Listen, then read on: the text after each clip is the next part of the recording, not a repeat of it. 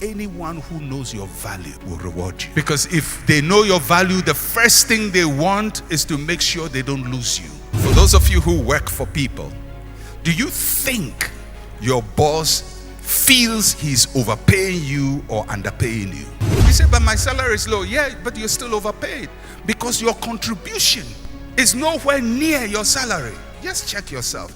Is your contribution to wherever you are equal to how much you are paid? If you admire somebody's grace or works, study them closely to find out the habits that they have developed and learn from them. Don't dismiss people's success and say, who do they think they are? It's all grace. You have grace too. It is hard work that produces the excellence. Some of you have great talent, great gifts, but you are lazy. You're not working hard, you're making excuses. You want to be paid above your excellence level. Nobody pays you to meet your need. Everybody pays you as a reward for your contribution. I've been working here for 20 years and look at me. This is the house I'm living in.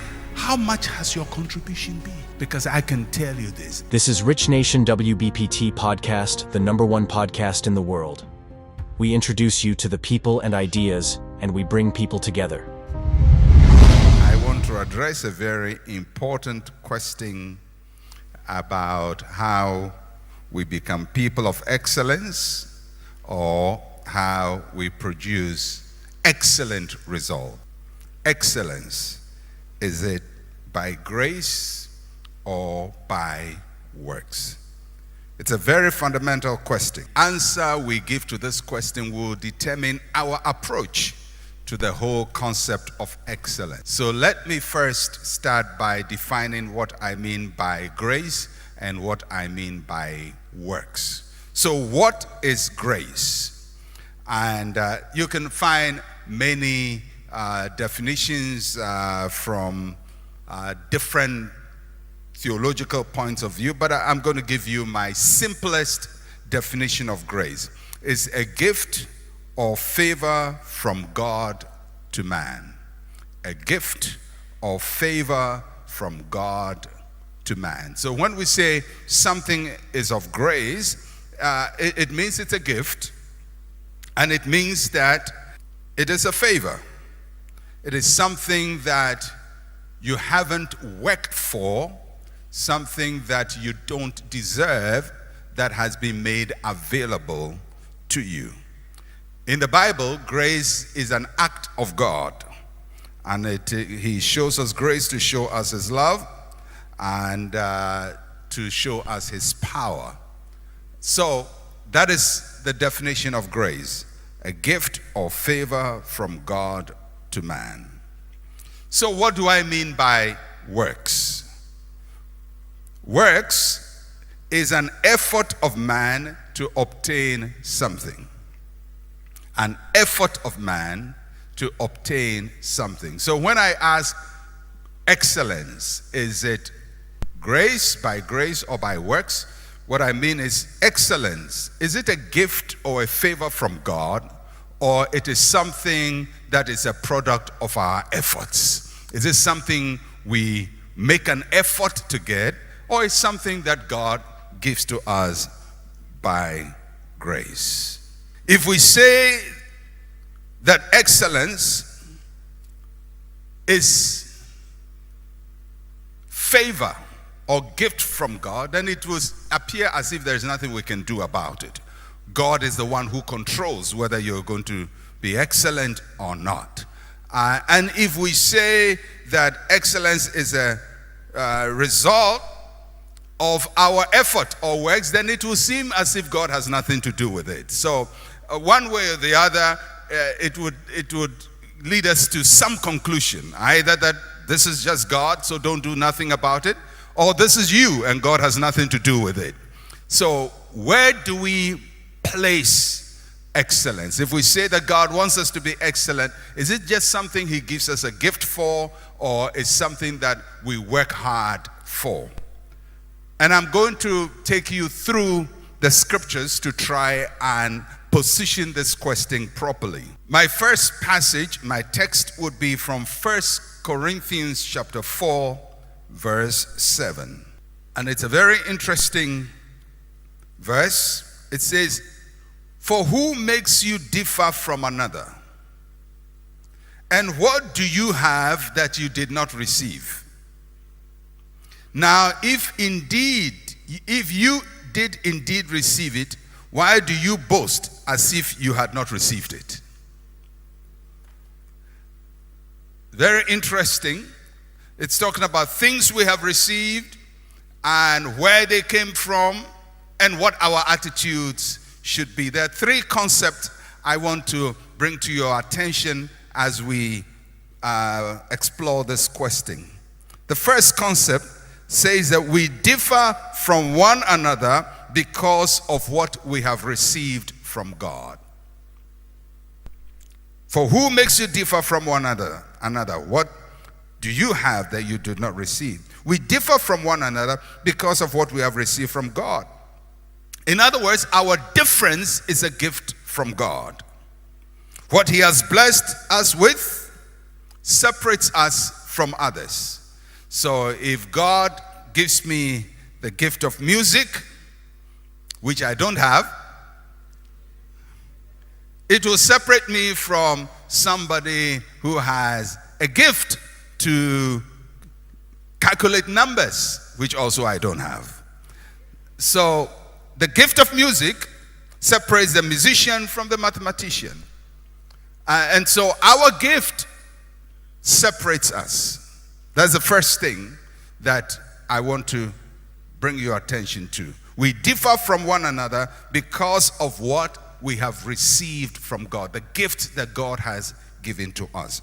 Second thing is that all that we have in life comes from what we have received from God. All that we have in life comes from what we have received from God. What do you have that you did not receive?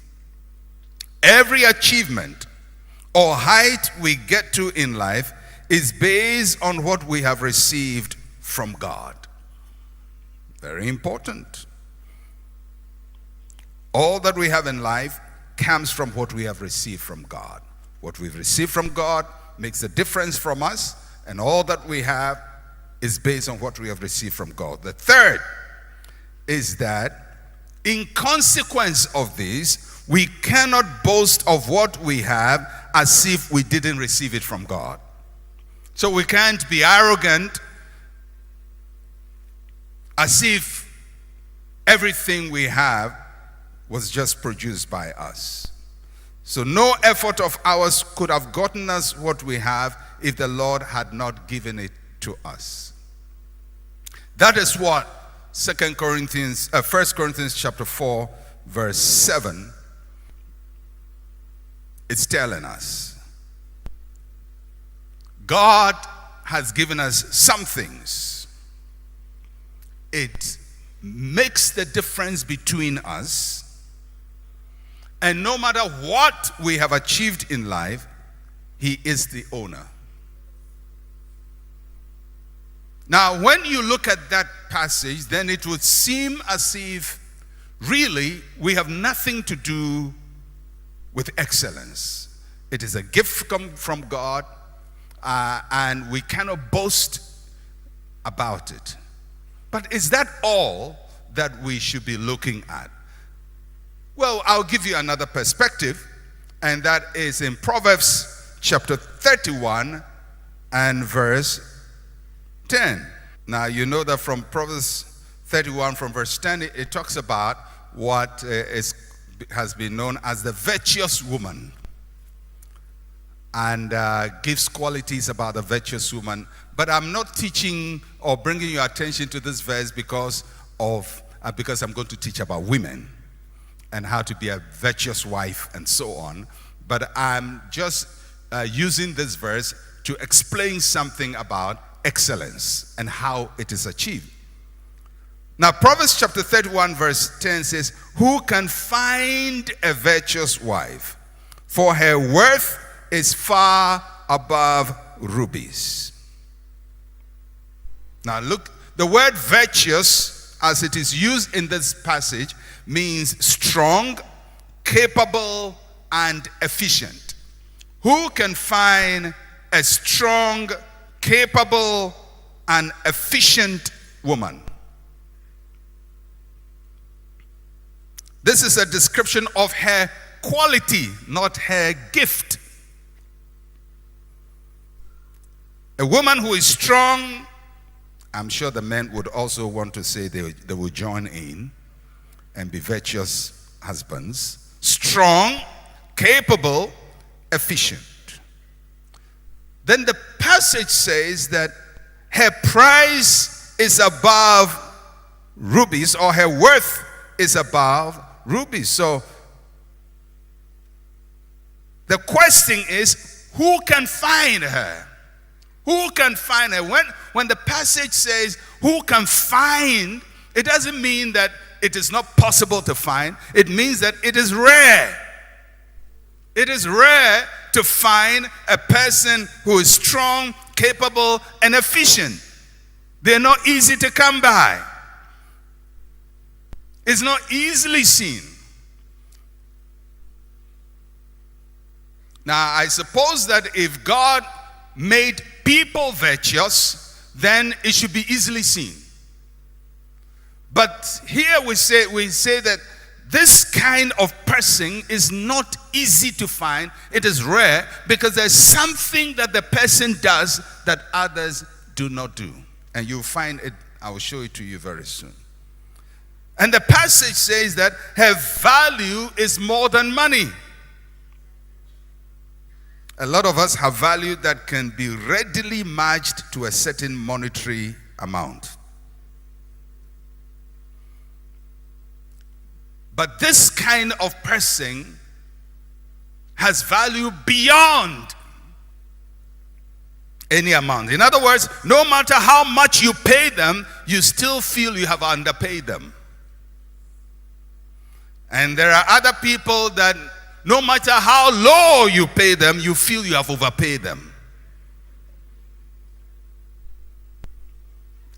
So, for those of you who work for people, do you think your boss feels he's overpaying you or underpaying you?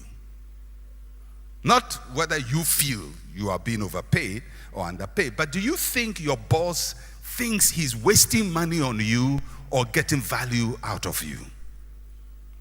Now, if you work in a place and somebody pays you, and in the person's heart he thinks he's overpaying you, then your price is below rubies. Your price is below money. But if you're working in a place that the person says, listen, I wish I could pay you more because you do far more, but I don't have the money to pay you now, but what you do is far bigger than what I'm paying you, then your price is far above rubies. So where are you? Because, most people who work in places, whether you work for government or you work in a factory, you work somewhere, feel that they are underpaid because of their need. Just because you are broke doesn't mean you've been underpaid. But you have to see it from the employer's point of view. Does he think he's overpaying you or underpaying you? And most of you will be very shocked to find that the people you work for think they are overpaying you. Because your price is not above rubies, it is below rubies. And the reason is because you are not rare and you are not this kind of virtuous person who is strong, who is capable, who is efficient. Now, in verse 29 of Proverbs chapter 31, it tells us why her price is above rubies. She's above her pay grade. And it says, many daughters have done well, but you excel them all. This woman is described as a more excellent person. Is she excellent because of the grace of God or because of her works? Why does she excel? Why is she performing at a level beyond her salary, above rubies? It says many have done well, but you excel them all. So excellence is actually higher than well done. And many of us are producing work that is below well done. Now, if you are below well done, you have to get to well done, then you have to get to excellent, then your price is above rubies. But if you are at well done, your price is at par with rubies. And if you are below well done, your price is below rubies. So for most of us, we are overpaid. You say, but my salary is low. Yeah, but you're still overpaid because your contribution is nowhere near your salary. Just check yourself. Is your contribution to wherever you are, equal to how much you are paid? Not how much rent you need to pay and how much electricity you have to pay, but your contribution. You go to the office late, you sit down the whole day, no contribution. You read newspapers, you made calls, you played games on the computer, on your cell phone, you WhatsApp people the whole day. Monday, Tuesday, you did the same thing. Wednesday, you did the same thing. Thursday, you did the same. Friday, you did the same thing. You stretch yourself. I'm tired. I'm going home for the weekend. Monday to Friday, your contribution has been WhatsApping. You've cost the company airtime, phone time, internet time. You've used chairs free of charge. You've used tables free of charge. You've walked in the office free of charge. You've used the toilet free of charge. And your contribution, zero. And yet, mercifully, you were paid something. And you think your employer is wicked. He's very kind because your price is below rubies. I know you don't like that, but I'm still going to say it. All right, okay. All right. So why is the Bible describing this woman as her price is above rubies? And if you read from verse 13 downwards, several verses. Verse 13 says, she seeks wool and flax and willingly works with her hands. Verse 14, she's like the merchant ships. He brings her food from afar. Verse 15, she rises while it is yet night. Verse 16, she considers a field, buys it. From her profits, she plants a vineyard. Verse 18, her lamp does not go out by night. That is why she is a virtuous woman.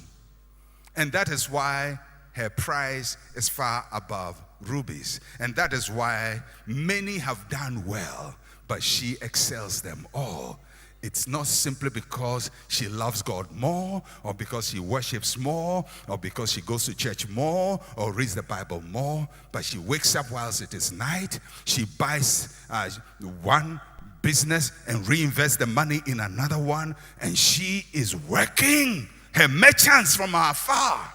And the Bible calls her an excellent person. Pastor, you are spoiling my soup. I'm going to negotiate for salary increase now. I have to judge my productivity. Well, but that is what the Bible says. The reason she is above rubies is because of her work. It's not because of her beauty.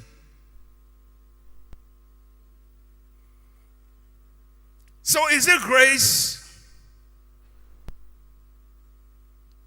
or works? Well, most of us are familiar with the parable of the talents.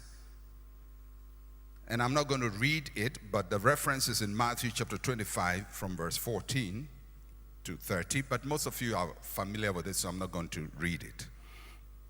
You know the parable of the talents. Jesus told it.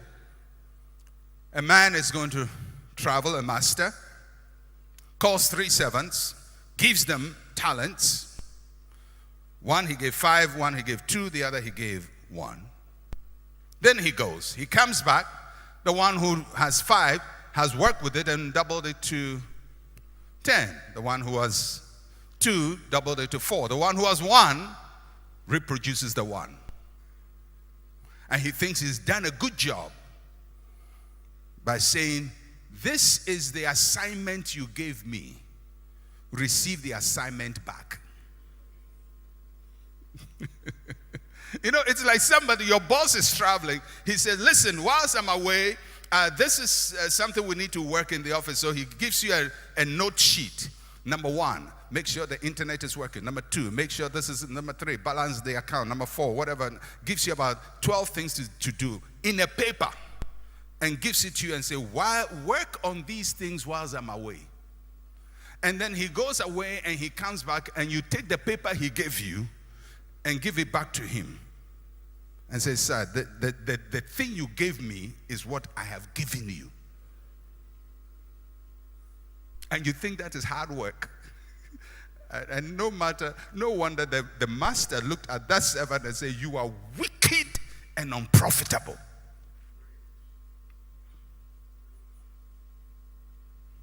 So how many of you have received an assignment and gave it back to your boss?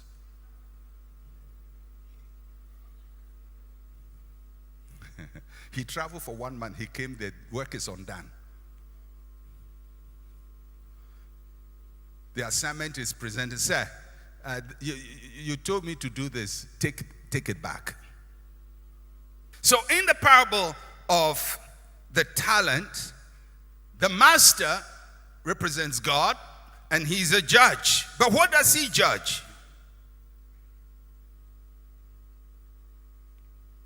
What does he judge? Does he judge their talent he gave them or what they did with the talent? So a few things you learn when you read that passage, take time to study it, is that God does not judge grace. He judges works. God does not judge grace. He judges works. The master did not judge them based on what he gave them. He judged them based on what they were supposed to do with what they have received. That's the first thing. Secondly, God does not reward grace. He rewards works. The master did not reward them because the 5 talent had 5 talents. He rewarded them because of the work they produced to produce 5 more talents. God does not reward grace. He rewards works. God gives us gifts, but work or works make us excellent. God gives us gifts, but works make us excellent. It is therefore not very accurate to see a person who is excellent and simply claim that it is the grace of God at work. And we all do it. We see somebody working so hard who has achieved so much and we say, oh, look at the grace of God. Yes, there is grace, but there is works as well. Is excellence a product of grace or of works? That's the question under discussion. To be or not to be, that is the question. I see it a lot these days in ministry. Young pastors see an excellent minister who has probably raised a very big ministry for the Lord. Then they go to him and ask him to pray for them for the grace on his life to be on them. Listen to me, pastors, wherever you are. And I have people who come to me, lay hands on me and impart the grace. And they think this building is grace. And the university is grace. And having a big church is grace. So somehow they think if I lay hands on you, big church will be transferred to them. There are people coveting people's mantles.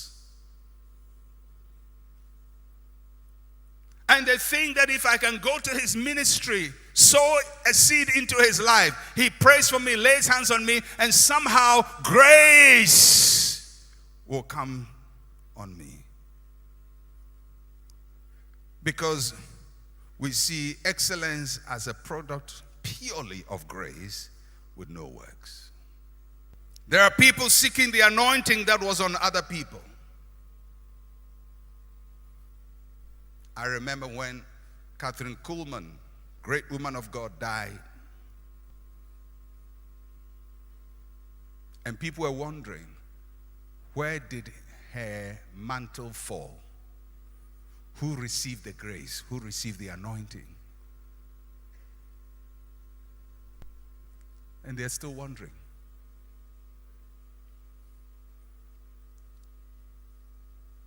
The impartation, is it an impartation of grace or impartation of works? We will answer that pretty soon. Now, get me right, there is a need for prayer. I have had several people pray for me. Several men of God, seniors to me, have prayed for me. Mostly when they've prayed for me, I've asked them to pray for me that I will be obedient to God, that I will remain faithful to the Lord, that I would have wisdom to do the will of God. That's what I want them to pray for me. But I don't pray that the grace on them will fall on me. I have never sought to receive their grace because I can't. I can't receive it. It is their 5 talents. It's like the guy with the 1 talent going to say, 5 talents, sir. Can you give me your 5 talents because God gave me only 1? No, he gave you 1, but he expected you to use the 1. You don't go borrowing talents from other people. You use what God has given to you. You know, sometimes I think commonsensically we act like we are not thinking properly. Would a footballer become a better footballer because Ronaldo prayed for them? You know, it's like a young footballer who wants to be a good footballer and say, Ronaldo, lay hands on me. No, you don't go for Ronaldo to lay hands on you. You study the way he plays and learn from his works and reproduce his works. If you are a businessman, you don't go to Bill Gates and say, Mr. Gates, open windows for me. Oh, Lord, have me. That's a pun. But Mr. Gates cannot open any windows for you. But you can learn from Bill Gates, and you can learn his business practices, and you can learn from his works and produce results in your area. But his 5 talents would never become yours. You would only multiply what you have. If you admire somebody's grace or works, study them closely to find out the habits that they have developed and learn from them. Success is not imparted by the laying on of hands. The pattern in the Bible is that people learn from their leaders and then the leader lays hands on them later on. The laying on of hands is like their graduation. So Elisha follows Elijah for 20 years. And then at the end, he asks, what do you want? This is after 20 years education.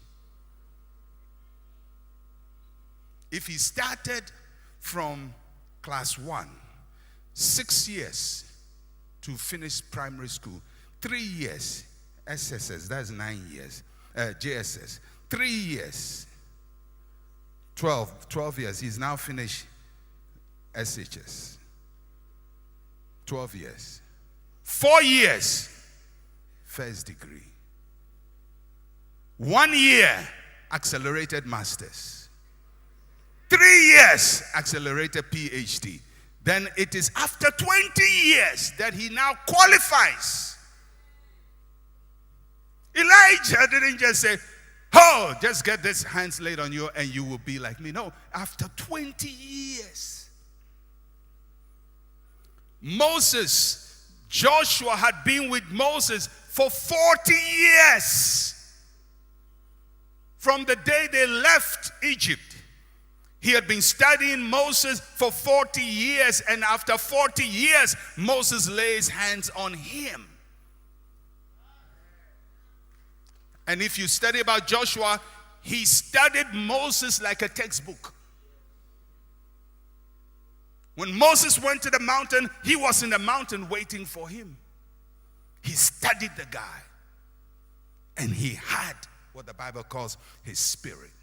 In other words, he received the characteristics of Moses. And Moses says, you finished school, now graduate, lay hands.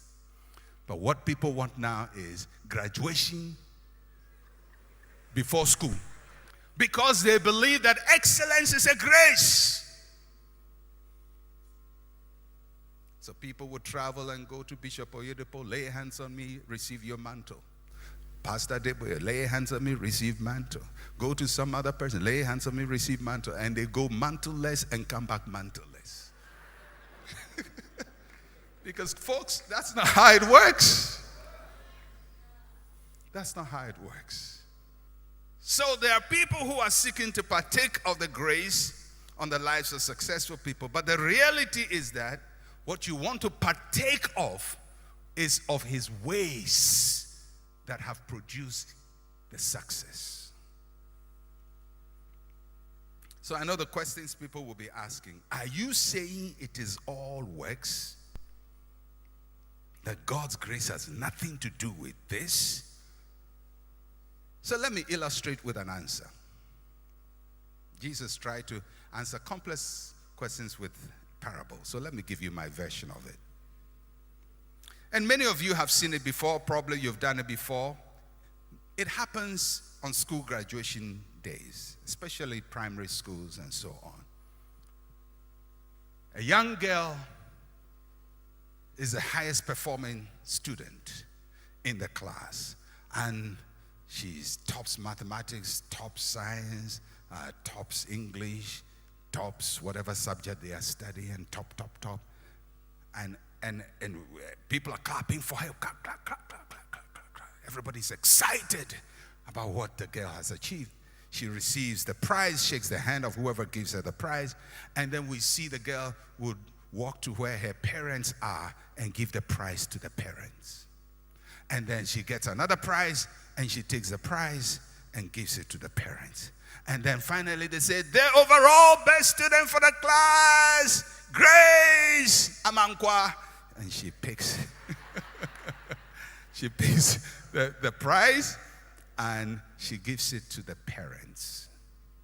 I want you to watch what is happening. Did the parents go to the school? No. Did they sit an exam? No. Did they write the exam for her? No. So in actual fact, they didn't do any work. So why is the girl giving it to her? The parents, because they gave birth to her. And all that she asked and the school fees that they paid, the parents did not do the work. What they gave to her was a gift, grace. She did the work and then goes back to the parents and say, I honor you with all that we have received. So that is how our work is. God gives us the grace. The 5 talents, the 2 talents, we work with it. And when we have achieved all that we have achieved, we take everything God has given to us and we say, really, we wrote the exam, but actually it is God who gave it to us, and we go and give him back. Is it works? Is it grace? Grace gives us the original gift. Work allows us to use the grace.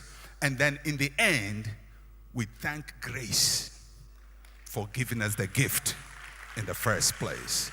Because if we didn't have the gift, there would be nothing to work with and nothing to multiply. But you cannot say when she passed the mathematics, oh, that is grace. No, she's Grace Amankwa, but that was not grace. That is hard work. learning all those theorems and learning all those algebras and all those geometries. And that is work. But she was doing it. If the parents had not paid her fees, she wouldn't be in the school. If they hadn't brought her to the world, she wouldn't even be alive to study mathematics. And she recognizes the balance between grace and works. The Apostle Paul himself understood that, and this is how the Apostle Paul explains it. 1 Corinthians chapter 15, verse 10. 1 Corinthians chapter 15, verse 10. The Apostle Paul says, "But by the grace of God, I am what I am. And his grace toward me was not in vain. But I labored more abundantly than they all. Yet not I, but the grace of God which was with me." Interesting phraseology. First, grace is the source of all that we are. I am what I am by the grace of God. The source of our identity, the source of our gifts, even being able to wake up in the morning and breathe is God's grace. Without his grace, we have no beginning. But grace must not be rendered useless. He says his grace toward me was not in vain. The word vain was useless. His grace must not be in vain. It must not be empty. Grace becomes vain if we sit on it like the man with 1 talent. He made grace to be in vain. He sat on his talent, frustrated the grace of God. Grace must not be rendered useless. 3, grace requires us to labor abundantly. The more you receive the grace of God, the more hardworking you must be. Paul did not say the grace on his life was more than others. He said, I labored more than them. In other words, Paul is saying the reason why I planted more churches than everybody else is not because of the grace upon me, it was because of the labor. It was a hard work. He was not even there when Jesus was alive. He came later, but he did more than the earlier boys. Not because of grace, but because of labor. He said, I labored more abundantly than all of them. Whoever all of them is, he said, I labored more abundantly than all of them. So Paul is saying, yes, I am what I am by the grace of God, but I wouldn't be here without labor.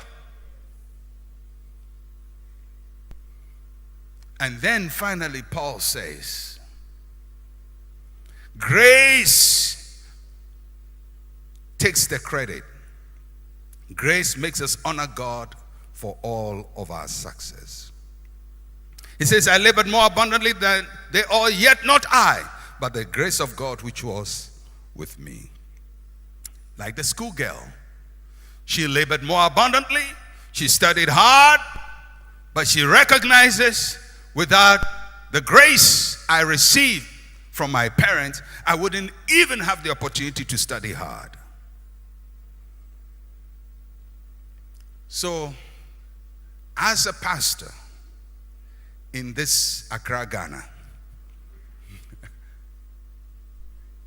if I should ever, by whatever means of time travel or whatever, meet the Apostle Paul,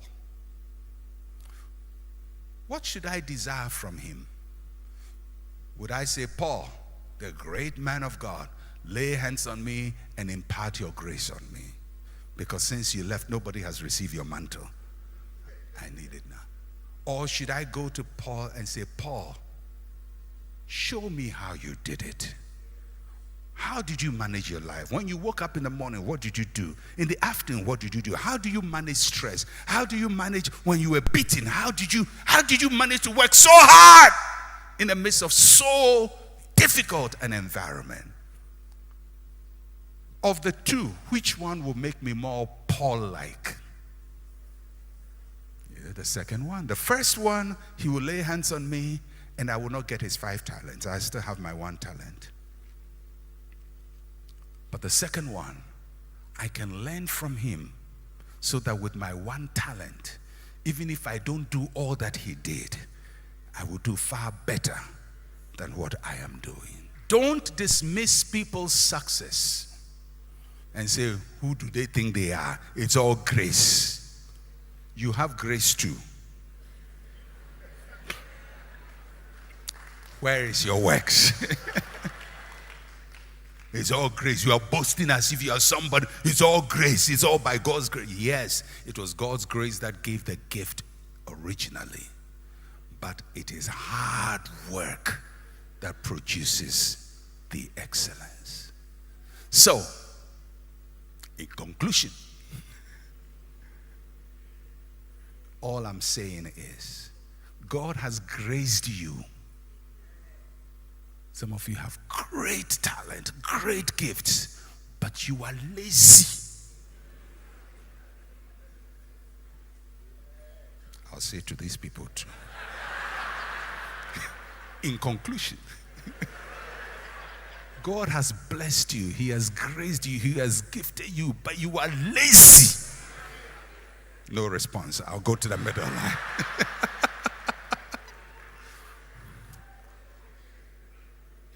The problem is not a problem of lack of grace. It's lack of work. You're not working hard. You're making excuses. You want to be paid above your excellence level. Salaries are not to meet your needs. Nobody pays you to meet your need. Everybody pays you as a reward for your contribution. You say, I've been working here for 20 years, and look at me. This is the house I'm living in. How much has your contribution been? Because I can tell you this, anyone who knows your value will reward you.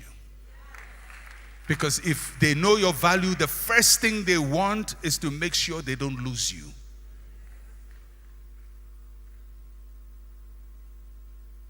If they are paying you so that they lose you. Because sometimes you pay people so you lose them. So they leave and go somewhere else. And labor commission will not give you problems for that. If they really think you are contributing and you are valuable, the first thing is they don't want to lose you. And one of the ways not to lose you is to make sure that you feel happy that you are contributing well. And anytime you complain, even before you complain, they will raise your salary. They will give you benefits. They will give you fringe benefits that you didn't ask for. When your boss starts giving you fringe benefits you didn't ask for, your price is above rubies. But when you see others having those benefits and you not having it, your price is below rubies.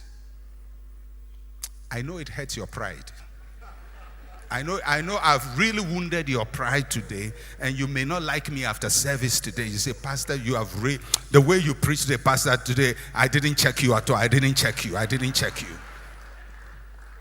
But whether you check me or not, I am checking you. So, receive the grace of God, but work hard with the grace of God. Don't look for laying on of hands to move you forward. Look for hard work to make you excel above them all. God bless you. If you want to support our podcast and stay informed about our latest episodes, we're always creating new content every week for our podcast. Subscribing is the best way to ensure that you don't miss out on any of it. Please hit the subscribe button. We really appreciate it. God blesses you all and be legendary, my friends.